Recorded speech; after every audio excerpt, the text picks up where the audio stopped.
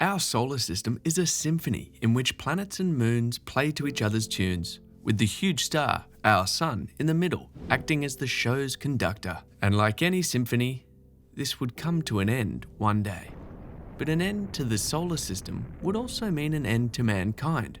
As a civilization, we are faced with several external threats.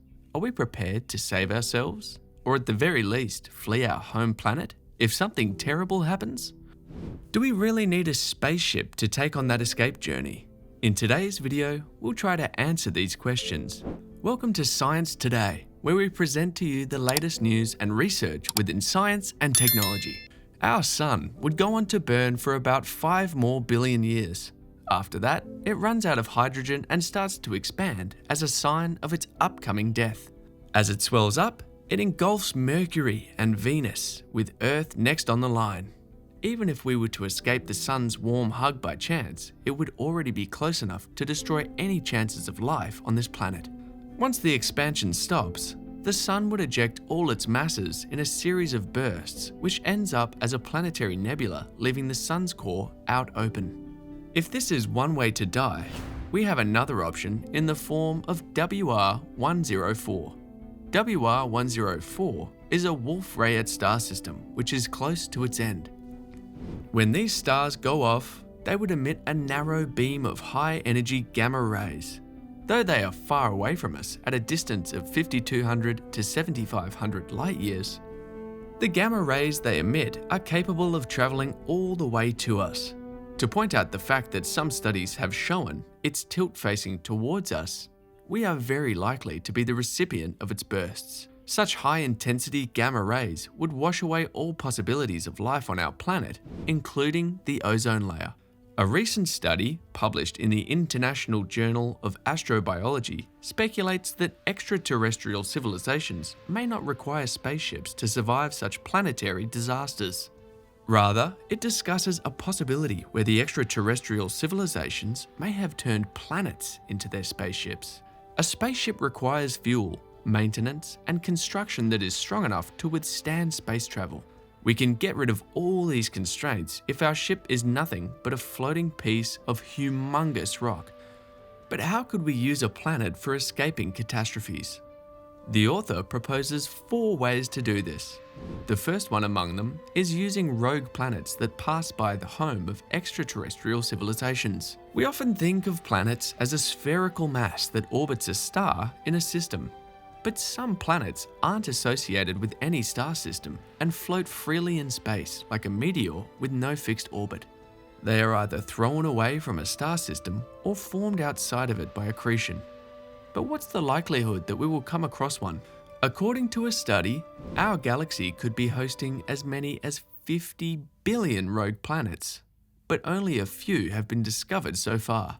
Rogue planets are hard to detect as long as they don't pass in front of a star, blocking their light for a brief moment. They are like black holes that hide in the darkness of space. The next possibility is to drive a rogue planet closer to the civilization and steer it towards the target once you load it with everyone from your planet. This may seem impossible for us Earthlings, as we haven't even made it to the Kardashev scale. But for a Type 2 civilization, it is not a tough task, considering they would be capable of altering their entire solar system using thrusters or technologies that we haven't heard of. Apparently, they don't have to wait for a visitor with suitable conditions to come by, since they would be capable of altering its atmosphere as well to their needs. That's right, terraforming. However, for such a technologically advanced society, another possibility is to choose a dwarf planet from their own solar system straight away. Dwarf planets, according to the International Astronomical Union, are objects that are large enough to be circular, but not large enough to be classified as planets since they haven't cleared their orbit's neighborhood, and possess trajectories that frequently overlap with similar objects. Dwarf planets with highly eccentric orbits can be used as a spaceship if we could wait until it gets close. A dwarf planet candidate in our solar system, named Sedna, has one such orbit, which takes it on a 10,000 years revolution around the Sun. Its farthest point from the Sun is more than 12 times the distance of its closest one. When such a planet reaches the farthest point of its orbit, it is much easier to accelerate it into a trajectory of our choice. In the fourth scenario, they can make use of the dying phase of their star to their advantage. Objects orbiting beyond a certain distance will have their orbits disrupted when their star grows in size. They'll be thrown out of their solar system later on in the process.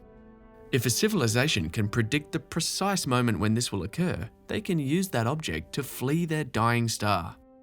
Furthermore, the availability of water, which may be employed as a screen against space radiation, a great number of resources and space, a constant surface gravity, and the freedom for an intelligent civilization to navigate it as they like are also advantages of using free-floating planets.